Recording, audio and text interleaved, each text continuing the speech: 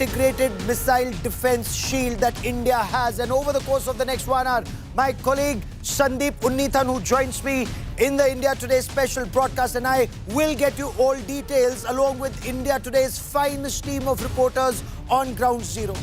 I'm Gaurav Sawant. As always, let's get started with the headlines on 5 Live. India hits back after Pakistan's escalation. Heavy damage to Lahore and several Pakistani cities, according to top government sources. A military drone hits the Okhara cantonment in Pakistan's Punjab province. Prime Minister Narendra Modi and top ministers in multiple huddles. The Prime Minister monitors military situation on a minute-to-minute basis. Union Home Minister Amit Shah chairs a border security meeting. Defence Minister Rajnath Singh meets the tri-services chiefs.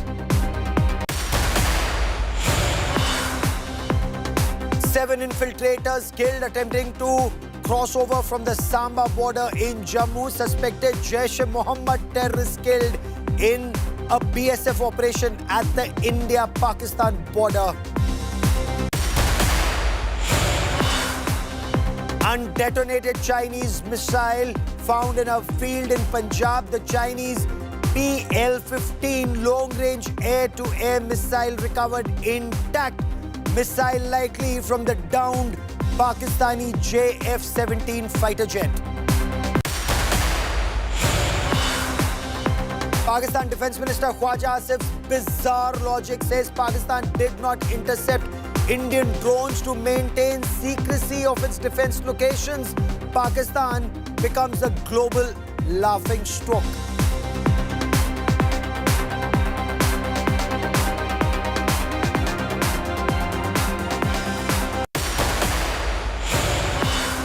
The situation along the line of control and the India-Pakistan border, all along India's western flank and Pakistan's eastern flank, remains extremely precarious. Pakistan tried to send in its drones, its rockets, its missiles and fighter jets. This is the area where Pakistan attempted to do so. So this is Jammu and Kashmir. There was an attempt near Jammu. This is Punjab. There was an attempt in multiple locations in Punjab. This is Rajasthan. And somewhere here in the Jaisalmer belt, Pakistan tried. This is Gujarat. Again, in Gujarat, Pakistan tried to send in its drones, and there were 500 drones that were sent, almost like a swarm drone attack in multiple locations. But Bharat has this Abhedya Suraksha Kavach,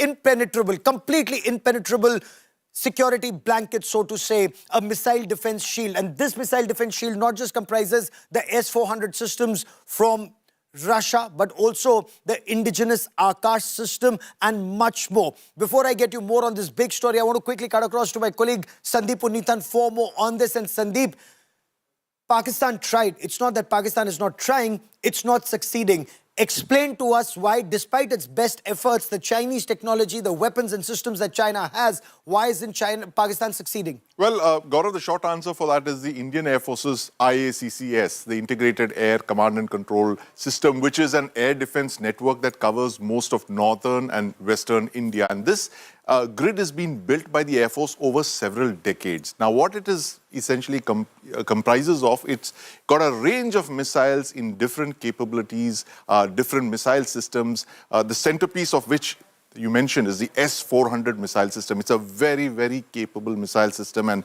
the Air Force was fully aware of its capabilities. They told the government this, and this is the reason that the Narendra Modi government, way back in 2018, Gaurav, took on the United States. They took on the risk of CATSA sanctions from the United States to buy 5 of these systems from the Russian Federation. And that bold decision, that diplomatic muscle that they showed with the United States, standing up to the US pressure, has now paid off such rich dividends 7 years later. This is a huge investment for our air defense network, Gaurav.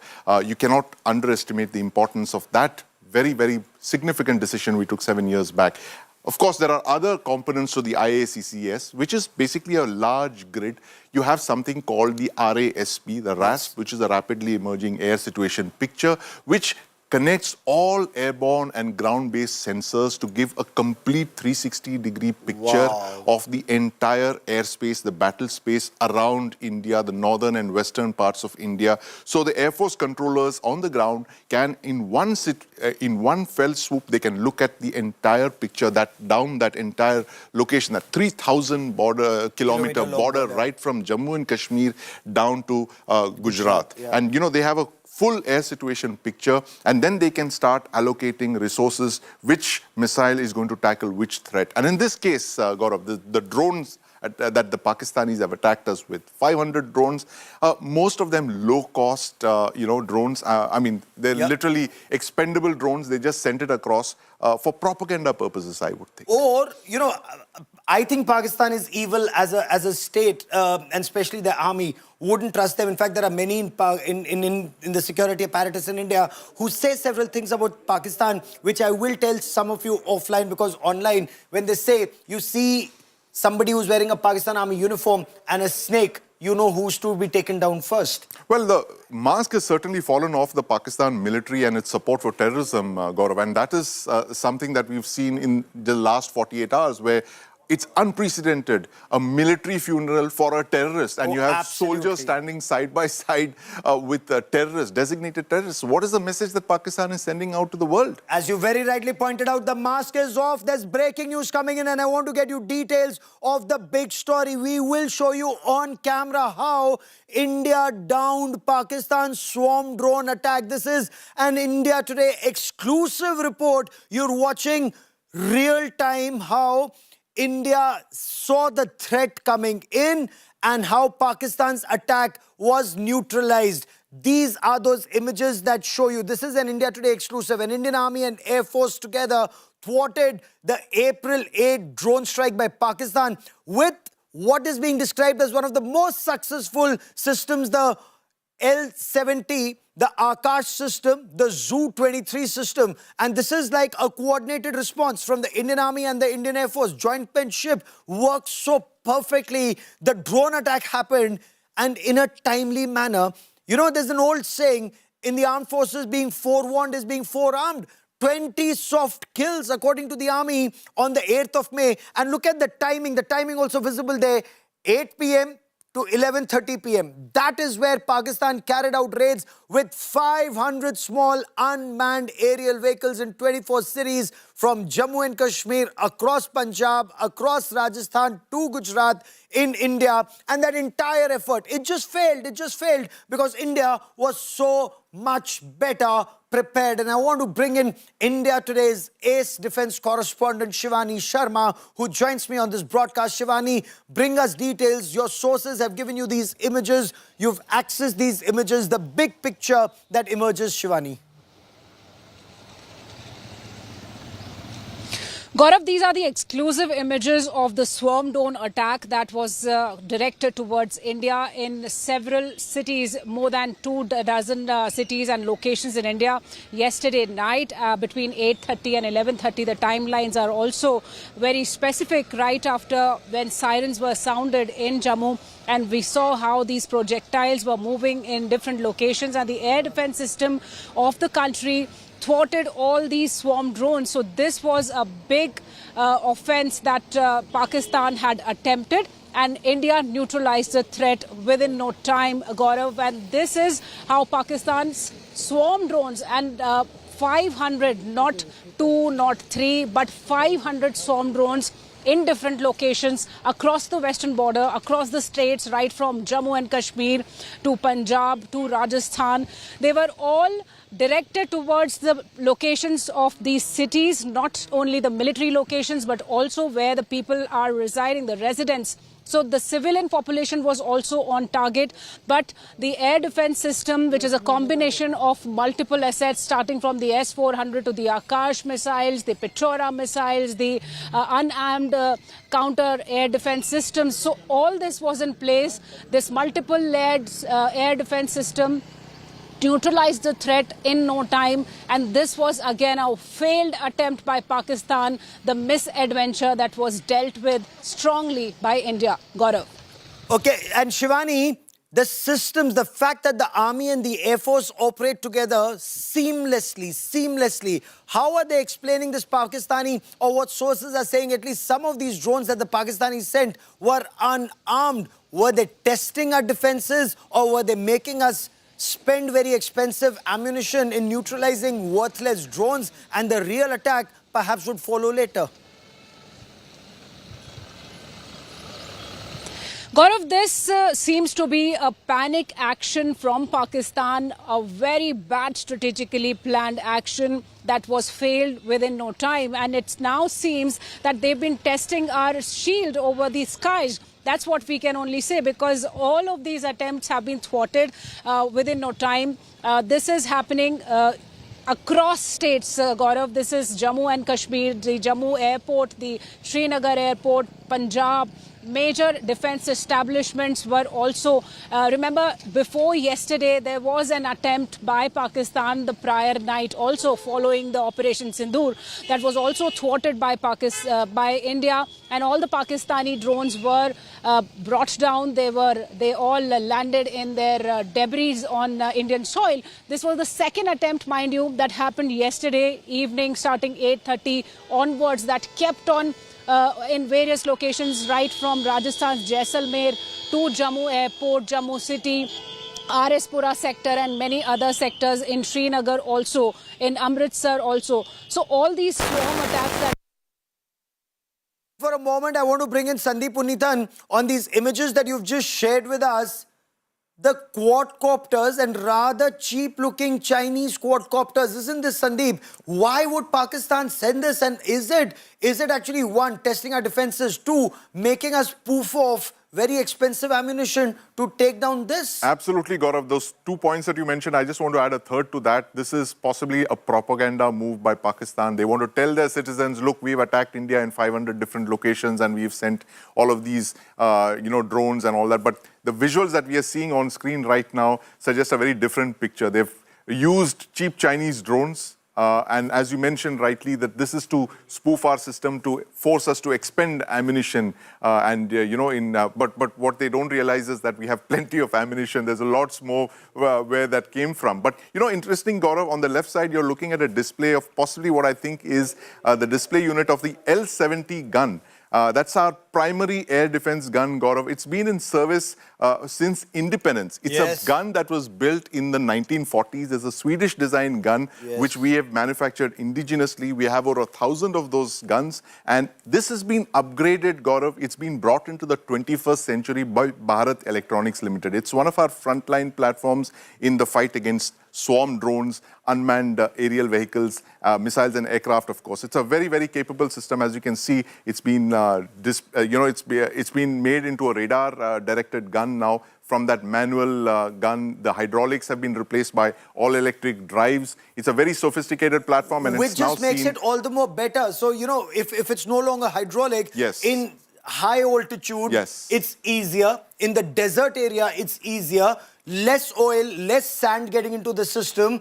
Absolutely. And all of that makes it so much better. It's all silent, Gaurav. And it's completely silent. It's silent, it's noiseless, and it's very effective. It's devastating. It's got a range of something like 4 to 5 kilometers, and it can fire something like 200 shells per minute. It's a very, very lethal weapon, and it's, it's actually in this upgraded avatar. We've saved a lot of money by doing this, and it's a tribute to our engineers at Bharat Electronics Limited who've done this over the last couple of years. And this is, a Second World War technology which has been upgraded, and now it is in its final avatar. You're seeing the proof of the pudding. That's in the eating, and the eating is right in front of your eyes, Gaurav. You know what I want our viewers to know?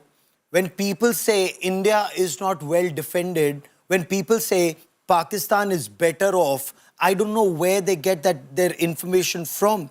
And look at India's point defense, from a man-pad, a shoulder-fired surface-to-air missile and IGLA, to the S-400 system.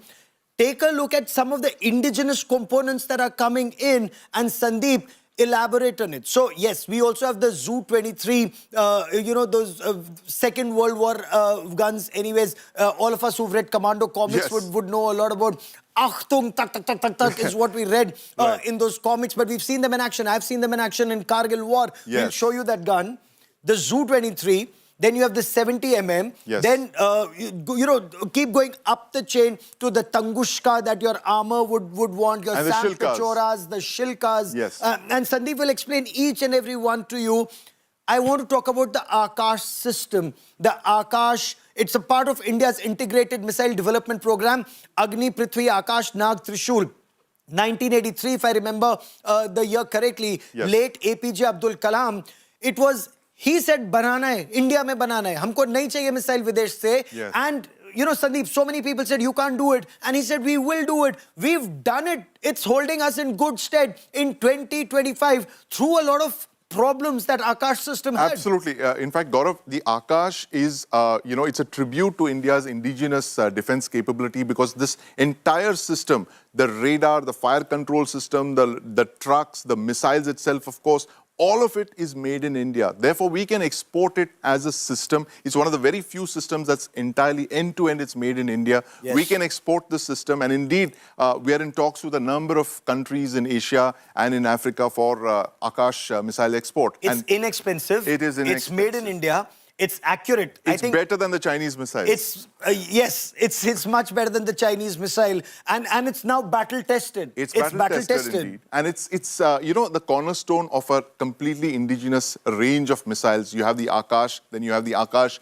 new generation, the next generation, extended range. You keep building up on the capabilities, Akash, Gaurav, and that is what is the contribution of this missile system that we started way back in 1983. It's the tribute to our, visionary scientists who stuck to their guns and decided to develop all of this indigenously. And today, again, Gaurav, the proof of the pudding is in the eating. The Akash is there. It's performed. It's a very, very critical component of our IACCES, and it's been used successfully in the field. And this means very well for the system and its future variants, Gaurav. For those who mock Atmanirbhar Bharat in defense, do keep in mind, Ukraine was fighting Russia. Ukraine is dependent entirely on equipment that's about, for a majority of its equipment, it's dependent on Germany, England, France, United States of America, NATO coming forward and helping them. Sometimes, and I was on ground, and Sandeep, bear me out, they would be ready for the assault. The ammunition wouldn't be there. The rockets, the missiles, the tanks, the armored personnel carriers, they won't have it. So men would go into combat without their equipment and they would be cut down. Imagine if they were making in their own country, it would have helped them. That is why Make in India is so important. Yes, it's slow. Yes, it's time consuming and we need to improve. Our scientists need to improve. Our engineers need to improve. The delivery has to be there. It has to be flawless. But there is no alternative to Make in India. There's no alternative indeed, Gaurav. You hit the nail on the head. If you want to be a power of some standing, you have to build your own missile systems. You have to build your own defense capabilities. Otherwise, like you correctly pointed out, you are at the mercy of your foreign suppliers. They probably say, sell you the weapons. They might not sell you the weapons. They will decide the schedule for the delivery of the components and parts and all that. And you have to keep running back to them. And this is how big countries control narratives. They control smaller countries by this. And what you're actually doing, Gaurav, when you import weapons, you are actually importing security. And this is something that you cannot compromise on. You can't compromise on your own national security. And that is the reason there is no alternative but to develop your own weapon systems. Atmanirbhar Bharat is essential. Remember, look at Pakistan, for example. Pakistan is forced to do a sajda to China. And kowtow. Kowtow is the word, the Chinese word. Sajda is the Pakistani word. But that is what Pakistan does. Sometimes it does a sajda to the United States of America. Sometimes it does a sajda to China. Sometimes it will do a sajda to anybody else. But all it will do is a sajda. I mean, they're permanently on their knees, like right now, in front of the International Monetary Fund. They've shifted from one foreign supplier to another one. They've moved from the United States and towards China. 80% of their recent arms imports, Gaurav, are of Chinese origin. So the Chinese, again, are going to be holding the screws on Pakistan. They are going to tell them what to do. They are going to tell them the kind of weapons that they get. They will decide the caliber, the characteristics, the marks, all of that. This is a capability that you get when you develop your own missile system. Nobody tells you what you want, what you need. For a moment, as we look at the Pakistani weapons and why Pakistani weapons failed and the Indian weapons, why they're doing so good, it's actually a combination that India has. And it's amazing when you look at these Chinese HQ-16, for example, based on the S-300s of Russia, remade by China, sold the LV-80 version, sold to Pakistan. Yes. So their foreign version, anyway, I believe, is subpar. Is subpar. It would be definitely 1 or 2 levels below what the Chinese forces use. So that's the game that big countries play. They will never sell top-of-the-line weapons of their own to other countries. They will always sell degraded versions of that. They don't want their weapons to be used, against themselves. So that is the kind of things that they do when they handle weapons exports. But this is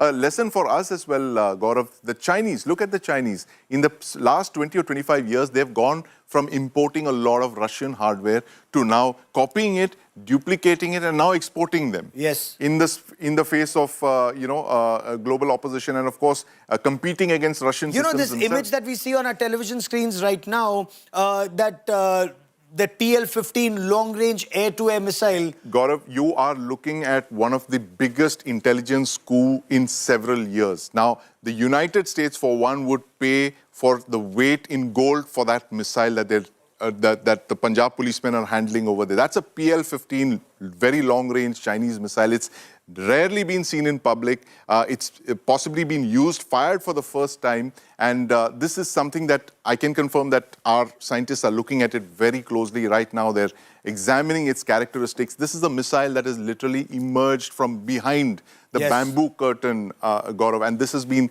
supplied to Pakistan very recently as tensions began ratcheting up. It's part of the Pakistan Air Force. But it has an amazing range of almost 200 kilometers. It's believed to have a range of something like 200 kilometers. And I'm sure our scientists, our DRDO scientists, are studying the characteristics of this weapon even as we speak. They must be taking it apart to try and understand its characteristics and how it matches against our own indigenous DRDO long-range air-to-air missile, the Astra. Astra. I also want to understand from you right now, the Chinese commanders would probably be slapping the Pakistani Air Force for letting go of a PL-15 like this. Absolutely, Gaurav. Because the Chinese secrets are out in the open. Chinese secrets are out in the open, and Gaurav, I very well see the PL-15 being the top of the agenda in India-US talks. In the next round of defense dialogue, the United States would ask to see these missiles because let's not forget, Gaurav, these are the kind of missiles that the United States is going to be facing if a conflict were to break out over Taiwan. US fighters are going to be tracked and picked up by and targeted by missiles like the PL-15. I'm sure the United States would want to have a very, very close look at the PL-15. In fact, forget the United States. So from the Guam base, there's a C-130J that will be landing. Possibly a C-17, Gaurav. Or a C-17. Which would already be here, and you would have experts queuing up to study this missile. It's a very, very enigmatic missile. We've seen mock-ups of it. We've seen dummies of it in arms exhibitions, but we've never seen an actual missile being fired in combat. And that is an intelligence windfall, Gaurav. So before I bring in our reporters and our guests, and as we are waiting for the briefing of Operation Sindoor by the Minister of External Affairs and Defense, I want to understand, what is your assessment of the Chinese equipment? Hasn't it proven to be rather subpar, whether it is the equivalent of their S-300s or the longer range air defense systems? They've all been rather subpar, or the JF-17 Thunders or the J-10Cs. Well, the Chinese weapons, Gaurav, let's face it, they are a generation below the Russian systems. They've reverse engineered a whole lot of Russian systems. We know all of that. But the important thing is that both the J-10s and the J-17s use Russian engines. Yes. Right? And that is something, they use the same engines, the RD-33 that's used by the MiG-29, for instance. So that's, again, a case of China being dependent on Russia for fighter jet engines. So, I mean, these are But if we were to talk about the JF-17 Thunders, Yes. Chinese don't use them themselves. No. They found them subpar, so they palmed it So off they to palmed Pakistan. it off to the Pakistanis because this is the kind of jet that the Pakistanis want to replace their variants of the MiG-21. So, the JF-17s would be very similar to our light combat aircraft, the Yes. LCA Tejas, which we've been developing from the 1980s and which is now coming in the numbers that we want it to replace all of the MiG-21s, in fact. So this would be very similar to our LCA. But, like you correctly pointed out, the fact that it's not good enough to enter PLA service. It's not good enough for PLA. Not good palmed for off the to the PLA. Pakistanis. The And Pakistanis it's a told, cheap export option for a number I of think air some forces. African countries are African looking at it. countries, Bangladesh is looking at it, possibly Sri Lanka as well. Okay. So apart from Africa, you have two neighbors of ours that may look at this, but after they've seen the subpar performance, and I'm told that two of them have been lost. We're waiting for an official confirmation whether that comes or not.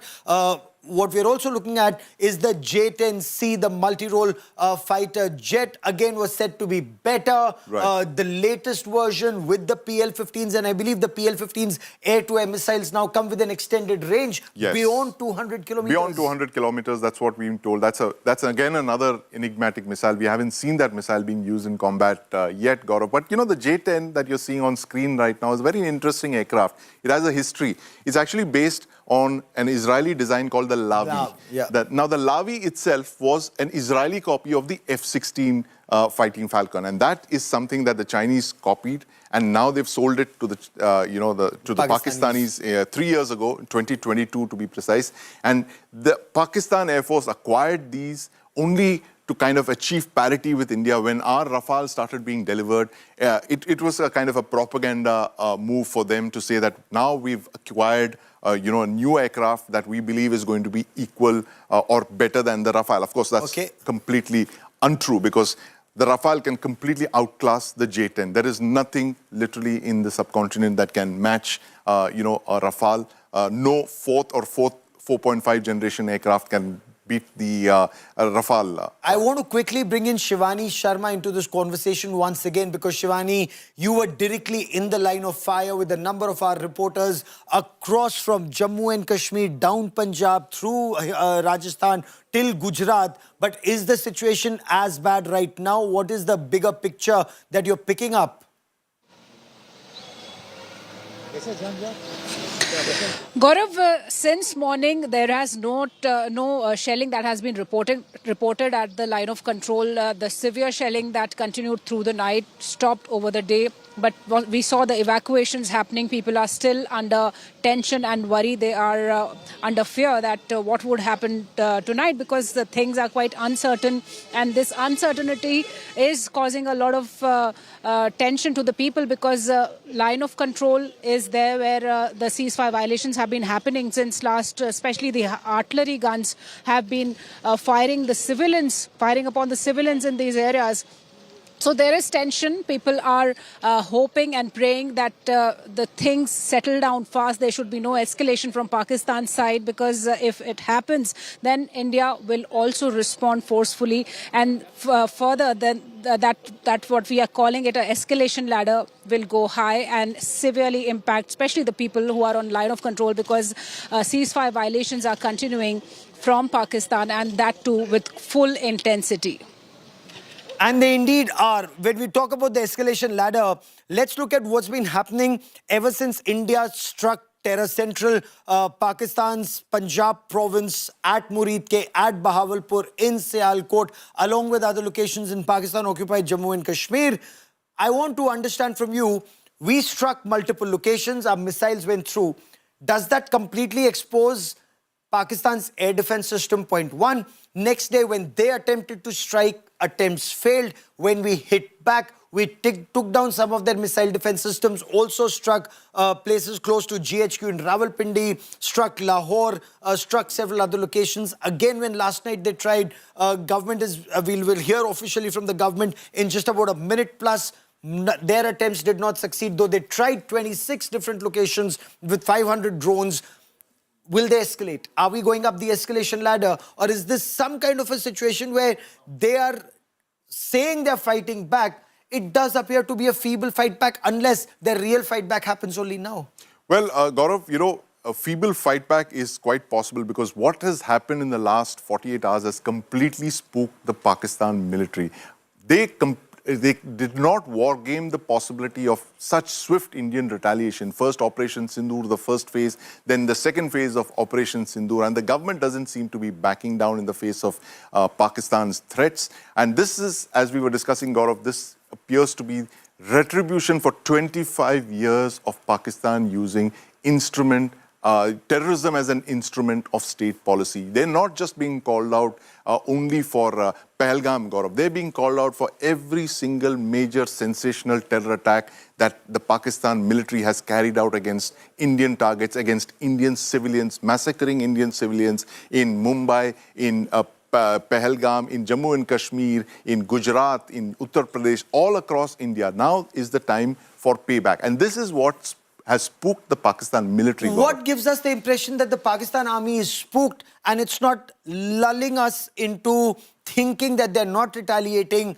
We relax and suddenly, because Pakistan, at least their army or their military jihad complex, that's evil. This morning, there was an infiltration attempt. 7 Jaish-e-Mohammed terrorists were killed at Samba. So, I don't think either you or I, and remember, Sandeep is from Mumbai. 1993 blast, 257 people were killed. 2006 blast, 200 people were killed. 26/11, another 166 people were killed. Pakistani terror didn't stop even after that. That David Coleman Headley and Tawar Hussain Rana came back again because they wanted to bleed India again. Zaveri Bazar was struck again. Again, there were terror attacks, not just in Mumbai, but also a German bakery in Pune. You recall 57 people were killed in the Ahmedabad blast. So, I don't trust the Pakistanis. I'm sure you don't trust the Pakistani military jihad complex. What makes you think that they will not hit us or try to hit us again? Well, if they try to hit us again, Gaurav, good luck to them, because the response and retaliation is going to be instantaneous. Because if you look at it now, Gaurav, the entire 3,000-kilometer border with Pakistan is active. Our aircraft are up in the air, our AWACS are up in the air, our IACCS is active, our warships are out at sea in the North Arabian Sea, just south of Pakistan's most vulnerable soft corner, which is their sea link, their maritime supply routes, their maritime jugular that brings in all of their imports, which brings in all of their energy supplies, Gaurav. They need 500,000 barrels of oil a day, and all of that is transported via the sea. And now, Gaurav, they have 4 neighbors. They have hostile relations with 3 of their 4 neighbors. They are encircled in a way, and I'm sure the Pakistan military, this is something that they hadn't war gamed for. And now we have ratcheted up the escalation ladder, and now they possibly want to look for an escape route. They want to tell their citizens, look, we've done the best that we could, and we have achieved parity with India. That's this whole thing of the Pakistan Army's military jihad complex, parity with India. How are things different? Look, you and I have covered Pakistan's terror for decades. For decades. We've covered parliament attack, we've covered 26/11, we've covered attacks in Jammu and Kashmir. Why is it that it's only this time the response has been like this post-Pahalgam? Well, Gaurav, the sheer horror of the Pahalgam attack, I mean, singling out civilians based on religion, targeting the men, making the women and children watch as they're being cut down, headshots, at point-blank range. They're being shot and killed with extreme mercy, and, the message that they're being given, go and tell the Prime Minister. This is the kind of horrible targeting of victims that was done. And this is the largest loss of civilian lives on Indian soil since 26/11. And it's not about just avenging Pahalgam, Gaurav. It's like India has crossed a path of, Okay, we don't I want to cut across. Watch those usual. images, Sandeep. Images that are coming in from the Ministry of External Affairs, the Foreign Secretary, Colonel Qureshi, Wing Commander Vyomika Singh. They are both there, and it's about to start.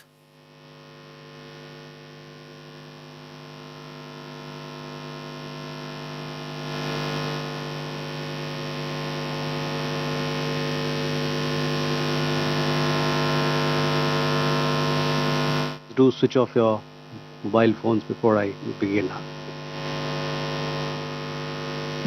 Good evening, ladies and gentlemen. I welcome you to this press briefing by Foreign Secretary Shri Vikram Mishri on the ongoing developments around Operation Sindoor.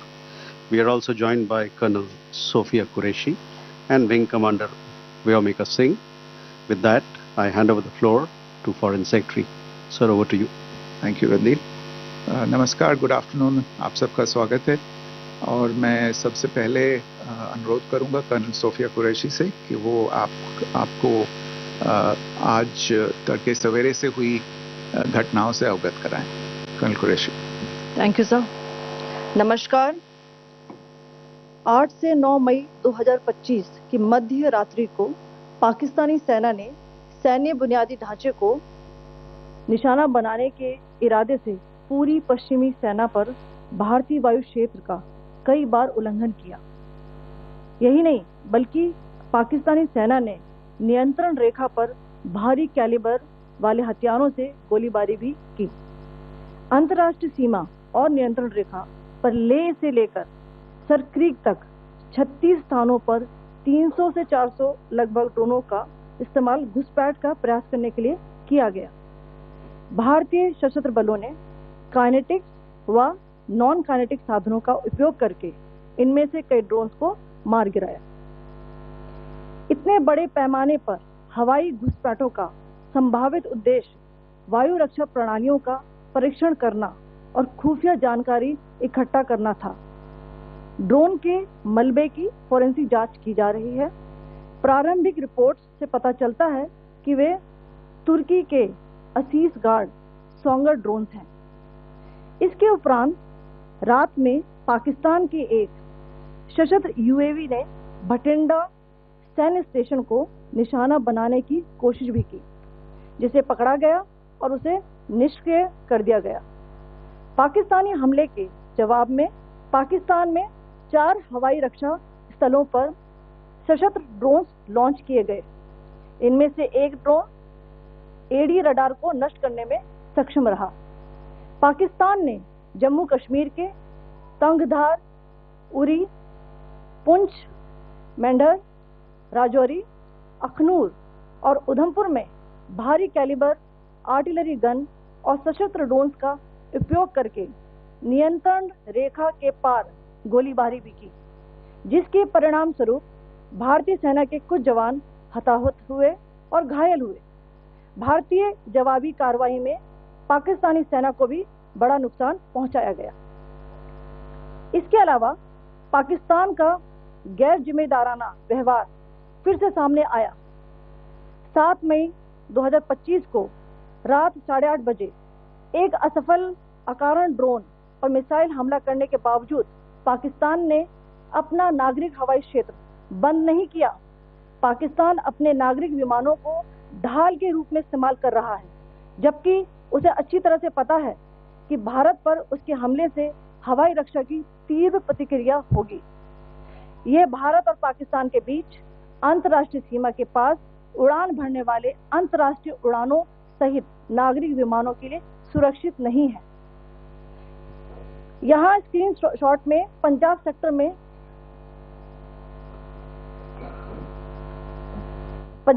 में high air defence alert स्थिति के दौरान application flight radar 24 का data दिखाया गया है। जैसा कि आप देख रहे हैं यहाँ पर भारतीय पक्ष का हवाई क्षेत्र घोषित बंद के कारण नागरिक हवाई यातायात से पूरी तरह से रहित है। कराची और लाहौर के बीच के हवाई अड्डे मार्ग पर नागरिक एयरलाइंस उड़ान भर रही है। हाई अलर्ट किया गया है विमान फ्लाइनेस एविएशन का एयरबस 320, जैसा कि आप यहाँ देख रहे हैं, जो कि शाम को 5:50 बजे दमम से शुरू हुआ और रात को 9:10 बजे लाहौर में उतरा। ये सारा डिटेल्स आप यहाँ देख रहे हैं, ये डिटेल्स यहाँ लिखा हुआ है। Can you see this?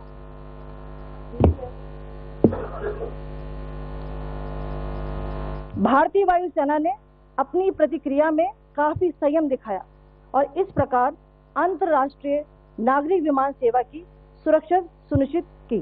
धन्यवाद। जय Hind.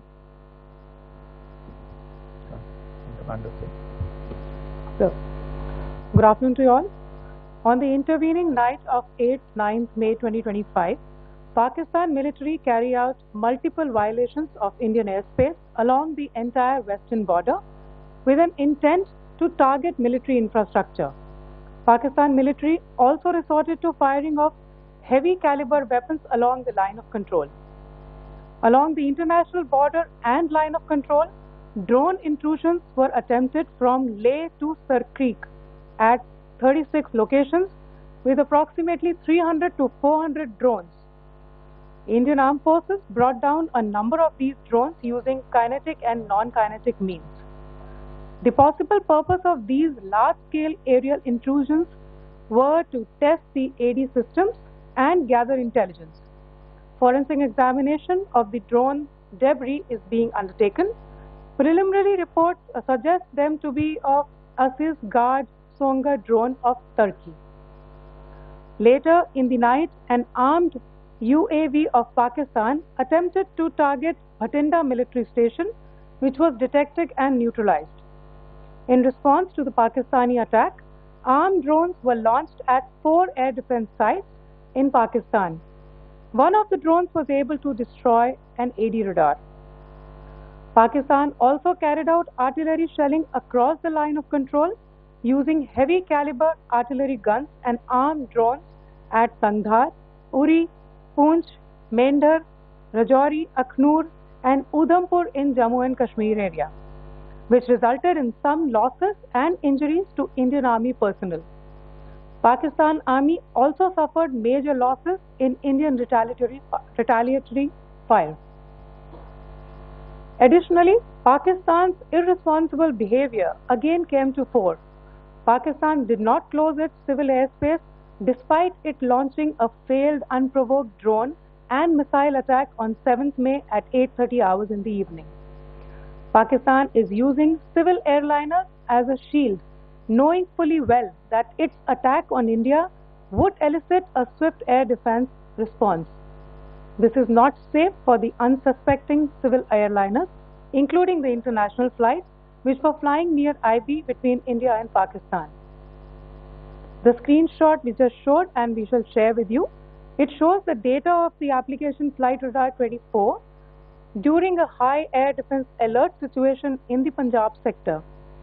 As you have seen, the airspace on the Indian side is absolutely devoid of civil air traffic due to our declared closure.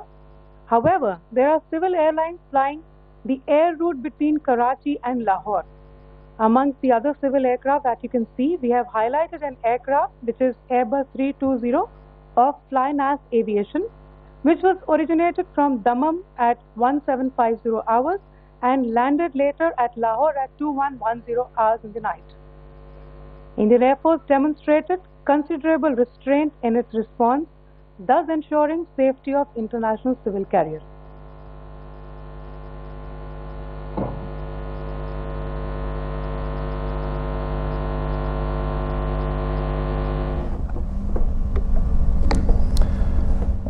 Thank you, Colonel Qureshi, Wing Commander Singh. I have just a few points to share in addition. कल रात की पाकिस्तानी सेना की कायरतापूर्ण गतिविधियों से आपको colonel Qureshi और विंग कमांडर सिंह ने पहले ही अवगत करा दिया गया है. These provocative and escalatory actions that were taken by Pakistan last night were targeted at Indian cities and civilian infrastructure, in addition to some military targets.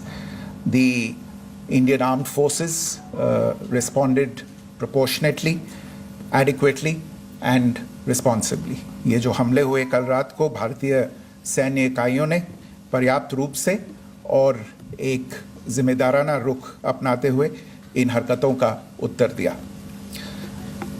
What I want to underline is that the official and blatantly farcical denial of these attacks that Pakistan carried out by the Pakistani state machinery is yet another example of their duplicity and the new depths that they are plumbing in their quest for disinformation.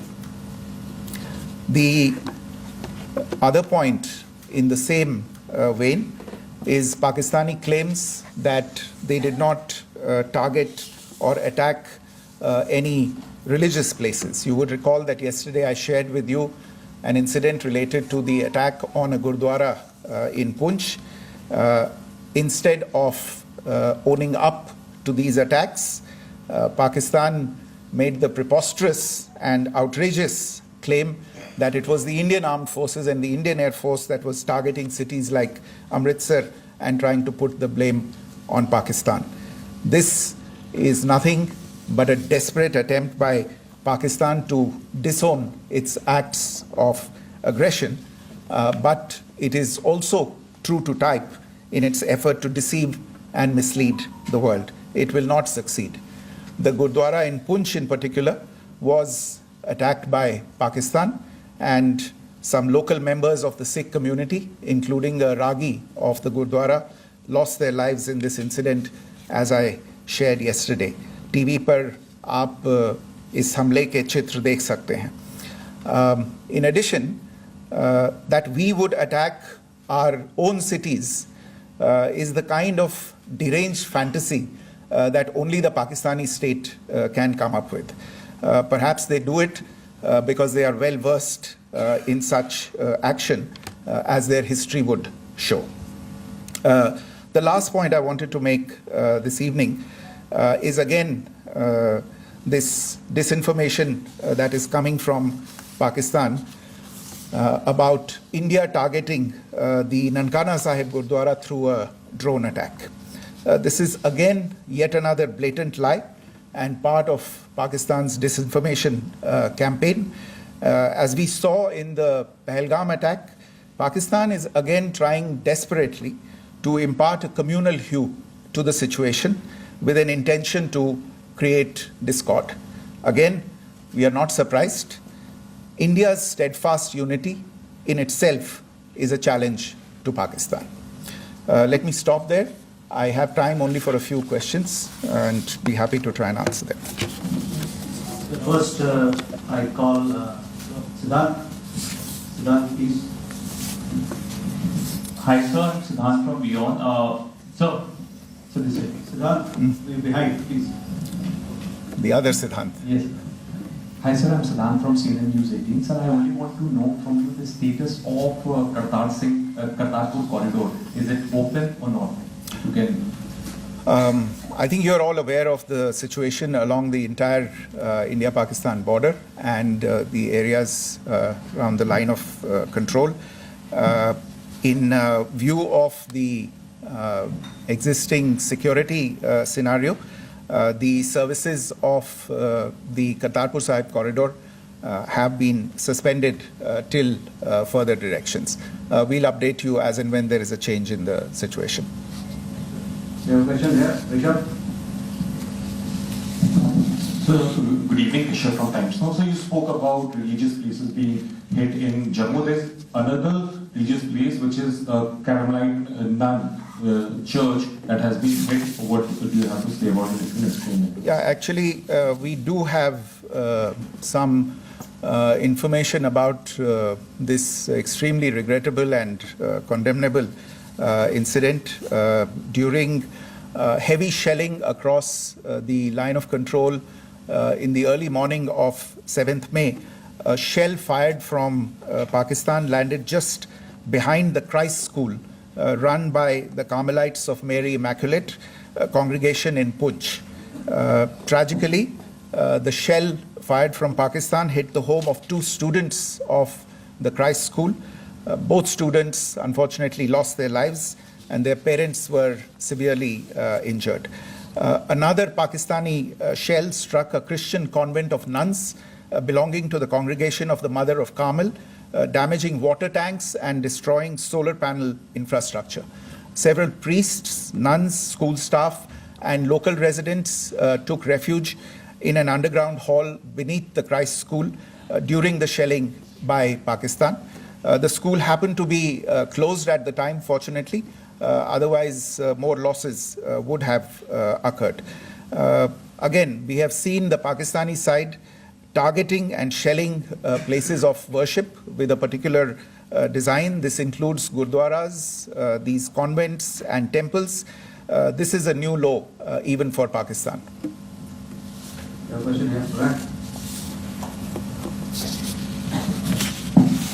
Sir Pranay Upadhyay अमर जाल से sir कल आपने इसी podium से पाकिस्तान के IMF bailout को लेकर और इंडस वाटर ट्रीटी को लेकर जो टिप्पणी की थी उसकी पाकिस्तान में काफी तीखी प्रतिक्रिया भी आई और उसके बाद हमने देखा कि पाकिस्तान की तरफ से किस तरीके से लेह से लेकर भुज तक पूरी बॉर्डर के ऊपर जो इन्वेजन था वो किया गया। मौजूदा सिचुएशन के अंदर पाकिस्तान के बेलआउट पैकेज को लेकर और पाकिस्तान के अटेम्प्ट्स को लेकर आपका क्या असेसमेंट है, और दूसरा ये भी जानना चाहेंगे कि पाकिस्तान की तरफ से ये जो अटेम्प्ट किया गया था उसका भारत ने अभी तक उस तरीके का कोई जवाब नहीं दिया गया है, तो क्या भारत इसका जवाब देगा जो कार्रवाई हुई है बीते 24 घंटों में?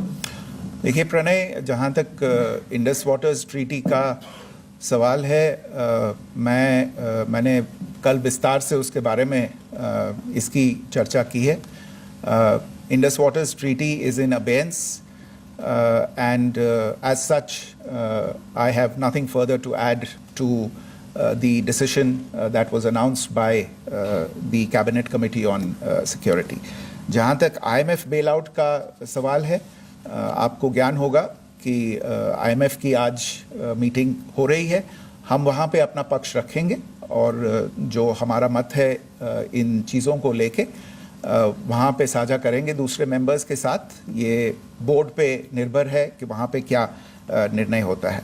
और जहाँ तक जो कार्रवाई हुई है उसका जवाब देने का जो आपने जो प्रश्न उठाया है, जो आज ब्रीफिंग हुई है, जो आपको सूचना मिली है, मैंने भी कहा है कि जो आज सवेरे तड़के सवेरे जो गतिविधियाँ हुई, भारत ने उनका एक जिम्मेदाराना पूर्ण तरीके से और एक पर्याप्त तरीके से उसका जवाब दे दिया है। सिद्धांत। Hi sir, Siddhant from Beyond. Sir, the External Affairs Minister has spoken to many of his counterparts around the world. Yesterday he spoke to the US Secretary of State Marco Rubio. So what were the key areas of conversations during that call? Yes, the minister had a conversation with the US Secretary of State. As you can imagine, the focus of discussions was the terrorist attack in Pahalgam and the response that India mounted after that on the 7th of May. The Secretary of State shared his thoughts on these developments with the minister. The minister deeply appreciated the US's commitment to work with India in the fight against terrorism, and he also underlined the targeted measures that India had taken in connection with Op Sindoor. The minister also underlined that India would firmly counter any attempts at escalation from there. But in follow-up to that, as you are aware, there have been a number of other conversations. The minister had a conversation with the UK Foreign Secretary, David Lammy, today. There too, the discussion centered around countering terrorism, for which there must be zero tolerance. And I understand just a short while ago, the External Affairs Minister has also spoken to the Foreign Minister of Norway, Espen Barth Eide, which was also focused on recent developments stemming from the terrorist act in Pahalgam. One last question, Sudhi. Sir, Foreign Secretary, thank you for doing this. Shri Ranjan from Bloomberg. Foreign Secretary, India had struck Bahawalpur the other day, which is also connected with the murder of one of us journalists, Daniel Pearl. If you could give us an understanding of what exactly are the reports that you're getting. You're right. Bahawalpur is the headquarters of the Jaish-e-Mohammed terrorist group that is proscribed by the United Nations. Its leader, Maulana Masood Azhar, is a proscribed individual. It is, you brought up the connection with the tragic death or killing of Daniel Pearl of the Wall Street Journal. The Jaish-e-Mohammed was in some way, directly or indirectly, responsible for the death of Daniel Pearl. But the real connection is through Ahmed Omar Saeed Sheikh, the British Pakistani jihadi who was held in India, but was finally released in 2000, and he was the person who lured Daniel Pearl to his eventually leading to his murder. So these are all obviously connected figures, connected individuals, connected institutions, and the attack on Bahawalpur, on that facility of the Jaish-e-Mohammed in Bahawalpur, is, I would imagine, a fitting part of this unfortunate incident. Thank you all. Thank you, sir. With that, we come to the closure of this press briefing. Thank you very much.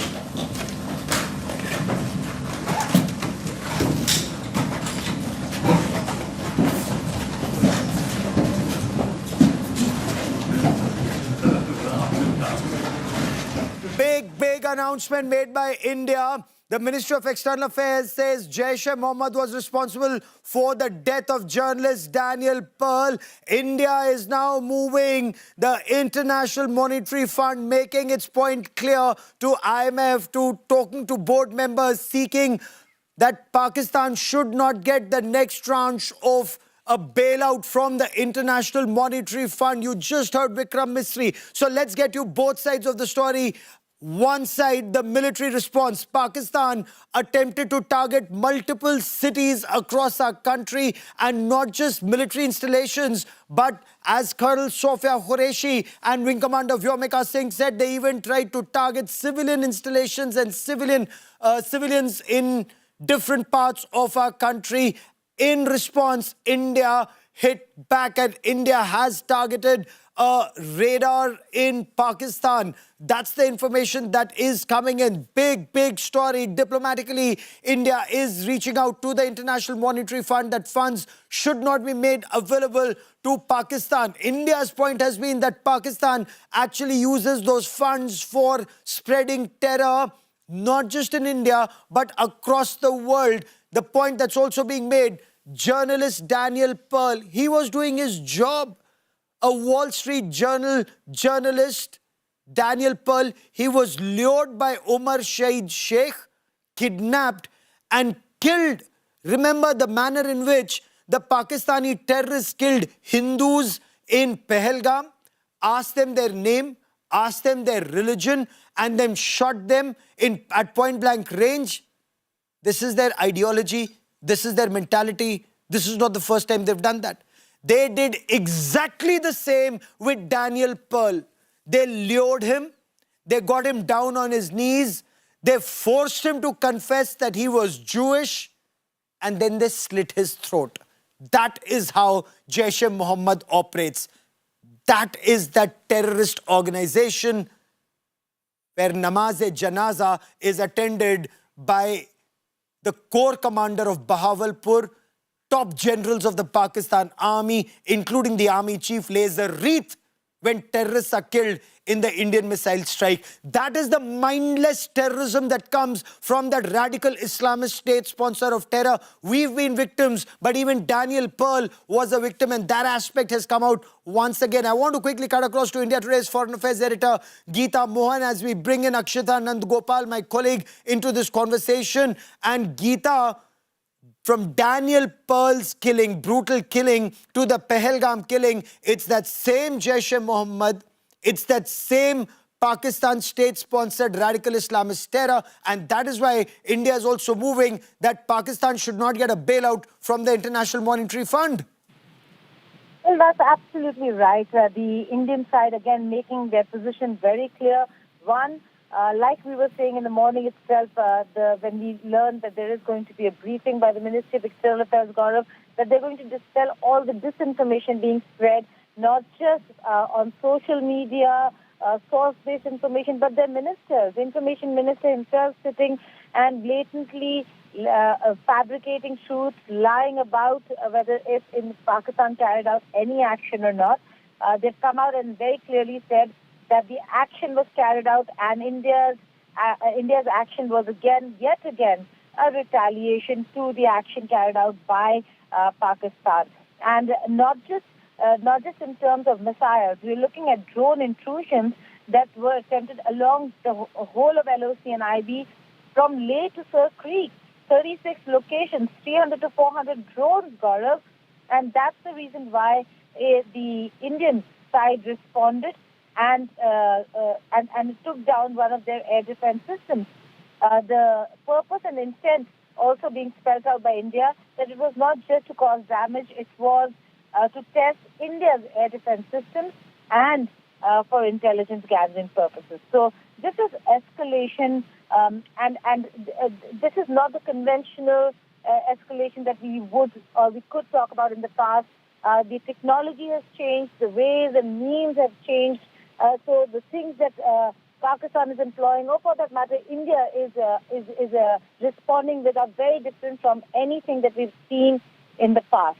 And therefore, the Indian side coming out and dispelling all the disinformation that was spread since last evening. So that detailed press conference there, Geeta, that detailed press conference by India to expose Pakistan's ways and what really happened last night. A couple of aspects that I'd like to focus on here. One, the fact that Pakistan and India's exposed this, of how Pakistan has used civilian aircraft almost as a shield to ensure the IF doesn't hit out at the drones. And so we had to exercise maximum restraint, and also the use of Turkish drones. We're going to be talking about that. Just take a look first at some of the highlights of that briefing.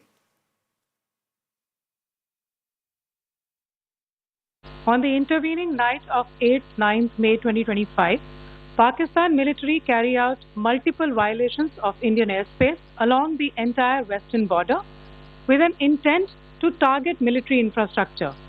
Pakistan military also resorted to firing of heavy caliber weapons along the line of control. Along the international border and line of control, drone intrusions were attempted from Leh to Sir Creek at 36 locations with approximately 300 to 400 drones. Indian Armed Forces brought down a number of these drones using kinetic and non-kinetic means. Pakistan's irresponsible behavior again came to fore. Pakistan did not close its civil airspace despite it launching a failed unprovoked drone and missile attack on 7th May at 8:30 hours in the evening. Pakistan is using civil airliners as a shield, knowing fully well that its attack on India would elicit a swift air defense response. This is not safe for the unsuspecting civil airliners, including the international flights which were flying near IB between India and Pakistan. Pakistan also carried out artillery shelling across the line of control using heavy caliber artillery guns and armed drones at Kandhar, Uri, Poonch, Mendhar, Rajouri, Akhnur and Udhampur in Jammu and Kashmir area, which resulted in some losses and injuries to Indian Army personnel. Pakistan Army also suffered major losses in Indian retaliatory fire. So let's just talk about the one aspect. Gaurav is with me. We've got senior journalist Sandeep Unithan also with us here in our studios. But just putting the focus really, Gaurav, on the fact that, you know, India spoke about a civilian aircraft being used as a shield. How exactly did that happen? What happened last night? So what happened was Pakistan targeted multiple locations in India. India fired countermeasures, but India could not take the kind of retaliatory action India could have because Pakistan has not closed its airspace for civilian flights. So this flight, an Airbus A320 flying from Dammam to Lahore, was flying with passengers in. So India exercised restraint. Had India fired a longer range missile, that civilian aircraft could have been in the line of fire and civilians could have been killed. So Pakistan as always, uses civilians as a shield. And in this case, it's risking lives of civilian passengers as it sends in drones and aerial, projectiles into our country. You contrast that, Sandeep, with India. Of course, we've closed off largely all airports in the north and west, keeping in mind this particular threat. You contrast that to Pakistan. So we understand that they timed the aircraft in such a manner to their strikes, essentially. And what this does is, I understand we can't fire back into Pakistani soil. We managed to intercept, but that's it. Absolutely, Akshita. And that's what the game plan appears to be, that they, exactly like they say how guerrillas operate among the people, and it becomes very difficult to target them. This seems to be the strategy over here, that they kind of engage from, between where commercial aircraft are flying, they launch drones from there, and retaliation becomes extremely difficult because you cannot target an area which is, filled with civilian passenger aircraft. It would be catastrophic, the consequences for that. But, quickly, one more point that the Foreign Secretary made, Akshita, about Pakistan deliberately targeting civilian infrastructure on our side of the border. They shelled a convent, they killed students, they targeted, other members of that convent, and they've targeted gurdwaras as well. And the Foreign Secretary, I have to agree with what he says. He says this is a new law even for Pakistan, targeting civilian infrastructure, targeting places of worship, convents and the like. So, I mean, I wouldn't put it past them what he described about using civilian aircraft as shields for what they're doing, striking against us, striking at our civilians all across this 3,000-kilometer boundary. Yeah, and while they constantly continue to do that, mind you, India, in our response also, we've been very measured, and we've ensured that come what may, no matter what level of provocation really Pakistan resorts to, that's where we draw the line. We're not targeting civilian establishments. We're not targeting civilian settlements, come what may. And so despite these kind of provocations, India's been hitting back, countering only by hitting Pakistani military establishment. Just a quick word also from Munish Pandey on the point that was made by the MEA about what's happening along the LoC and the constant shelling come sunset in many parts along the LoC, Munish. That's very, very worrying, the way Pakistan has been resorting to targeting these civilian settlements, most of which now has been evacuated also as a measure now by our forces.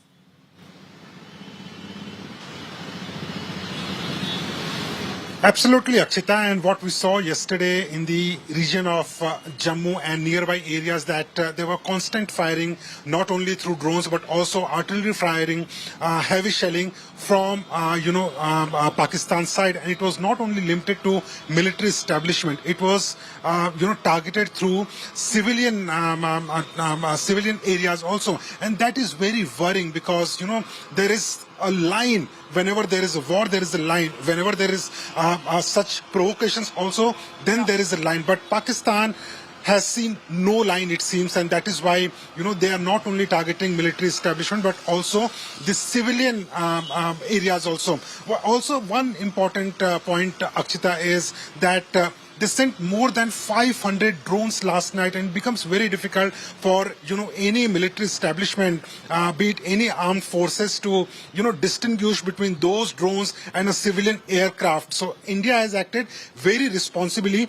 Most of those drones were neutralized, but India could have done much better if that civilian aircraft was not in its way. But India has acted very responsibly, and what we have been given to understand is that most of the drones which were sent in the areas like Amritsar, Gurdaspur, Pathankot, those drones were neutralized successfully by the Indian Air Force. So we managed to repel any attack by Pakistan, and I'll talk about really what India's counter looked like.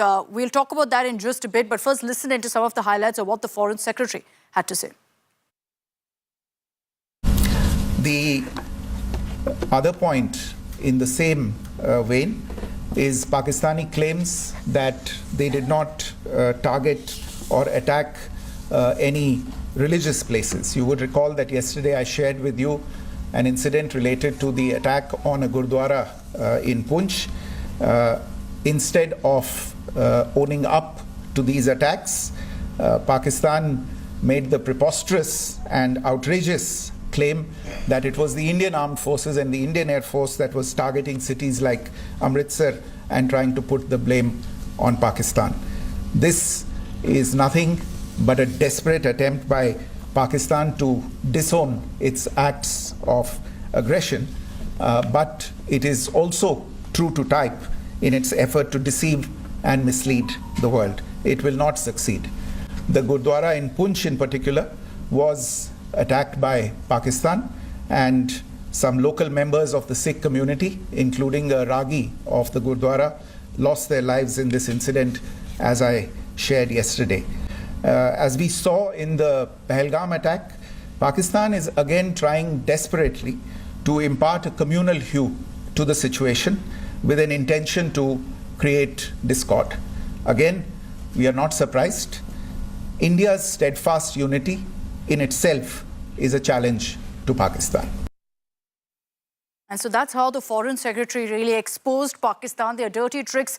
Quite expected, really, that they're also using civilians as a shield, targeting civilians in India and then using civilians as a shield as well. But let's also put the focus really on one question, the nature of counter that came in from India last night. Gaurav, what really was that about? Do we have any details of what kind of a counter-strike was launched by India last night? So India has already made it very clear that India will not escalate, but in case there's any action from Pakistan, there will be a response and a definite response. So the response this morning has been taking out an air defense system of Pakistan. Even on day one, after Pakistan attempted to target multiple installations in India, India had taken out the HQ-16 air defense system, and that was in Lahore. This time again in Pakistan's Punjab, an air defense system has been taken down. Perhaps that's the one at the Okara cantonment, and this would indicate that systematically, India is degrading Pakistan's war-fighting capabilities. When you take down a country's air defense system, it's not just the radar that's taken down. Often the missiles that come along with it are also either rendered ineffective, or Pakistan becomes night blind or blind in terms of the ability to respond. So India is systematically degrading Pakistan's war-fighting capabilities without escalating. And by constantly, Sandeep, it seems targeting essentially Pakistan's ability to detect what's coming their way. And when we talk about what's happened in this counter-strike, like Gaurav said, you know, these radars that have been hit, how deep in Pakistan were they? Oh, well, it wouldn't be deeper than about 50 kilometers because Lahore is very, just across the border from Amritsar. So what, as Gaurav mentioned, what we seem to be doing is to chip away at their capabilities, degrade their capabilities, target their radars. Radars are very, very critical for air defense systems because without radars, missiles are useless, guns are useless, they cannot see anything. If you can't see anything, you can't shoot at anything. So that's what India seems to be doing here, targeting radars, targeting air defense radars, because if and when an Indian retaliation comes, again, it's going to be from the air, it's going to be the Air Force, or it's going to be drones. And Pakistan, the fewer radars that Pakistan has, that are operational, the lesser are the chances of it intercepting an Indian airstrike or an Indian drone strike. Okay, I just want to also right now focus on what's been happening through the last many days, the escalation and the conflict between India and Pakistan. Let's just take a look really at the escalation ladder and where things stand right now. We'll pull out that particular graphic for you and show you where things stand at this point. And there you have it. Essentially, if you look at really the different levels there, at this point, the current state of conflict is at limited battle. Gaurav, what exactly does that mean? And if there's an escalation, let's say tonight, does that mean full-scale war then? So full-scale war actually would require mobilization of troops on either side, and that troop mobilization hasn't taken place. Of course, India has post-Operation Parakram, or post the attack on the Indian Parliament, where mobilization took about 3 weeks, come up with a new concept called cold start. And cold start meant that you don't have to mobilize your forces, your strike corps. India has one strike corps in Bhopal, another strike corps in Mathura, and by the time they come to the battle area, they form up at battle area, it's already 3 to 4 weeks, and the world doesn't give you time or like that to respond. So then it's too late. And this was as a confidence-building measure with Pakistan. Pakistan has done no confidence-building measures with India. We unilaterally did that in the past. Now with cold start, you have the troops needed for assault already deployed as, integrated battle groups. That means infantry, artillery, armor, engineers, signals, all that is required for battle, to go air defense, to just go into battle as and when required, to the limited VP that you want to capture, the vital asset, vital point, the nodes in the enemy center, and then rest of the army fetches up for you to carry on that campaign. So even that India isn't doing just as yet. If you talk about the escalation ladder, well, Pakistan climbed the escalation ladder when it used terrorists to kill innocents in Pahalgam. We've climbed in terms of responding by taking out their missiles, defense shield. They then tried to respond at multiple civilian and military targets. That's an escalation. If we were to respond similarly, that would be escalation or punitive. We haven't escalated as of now. So that's the situation right now, that India hasn't escalated. And when you look at this escalation ladder... So we're here right now. Right now, just a little before limited battle till full-scale war. Because we're not even in limited battle, we're in skirmishes just as yet. These are skirmishes. So these are skirmishes, not yet limited battle. Because limited battle would mean extensive engagement. Right now, you're just testing each other. Do you think so too, Sandeep? Absolutely. That we're somewhere between the two and not really at limited battle? We would be somewhere below this. We would be below limited battle, because that is what Gaurav mentioned. Limited battle would be the cold start doctrine kicking in, shallow strikes, limited ground offensives. So we are somewhere between military preparedness and limited battle. This is what we are doing with our cross-border strikes, what we've done with Operation Sindoor Phase 1 and Phase 2. So that's the situation that we are at right now. Military preparedness. To me, we seem much about that. Yes. It's beyond preparedness now, because you're seeing strikes happening. So when you're preparing, you're also degrading the enemy before you strike. So you're degrading his war-fighting capabilities. If I may, and Sandeep can bear this out, in war, there's no black and white. There are many areas of grey. Yeah. And in these areas of grey, military preparedness is when you're degrading his ability to fight. And Sandeep, weigh in on this with me. You're degrading his ability to fight. Before limited battle, there are skirmishes that go on in several sectors. So limited battle also, before limited battle goes to full-scale war, there are sector-wise. War is science. Even when there is a limited battle that's going on, before it goes to full-scale war, Kargil was a limited battle restricted only to Kargil. Yeah. It did not spread beyond, to the Jammu sector. Or if we come, Sandeep, let's explain it on this map.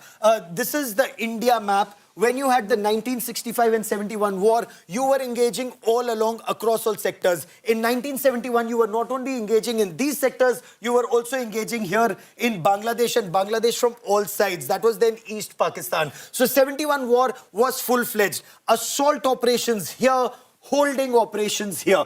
That was full-scale. Kargil was limited only to this. It did not even escalate from there to Punjab, to Rajasthan, to Gujarat. But that's the difference from then to now. My point is that right now we're seeing essentially conflict along this entire stretch.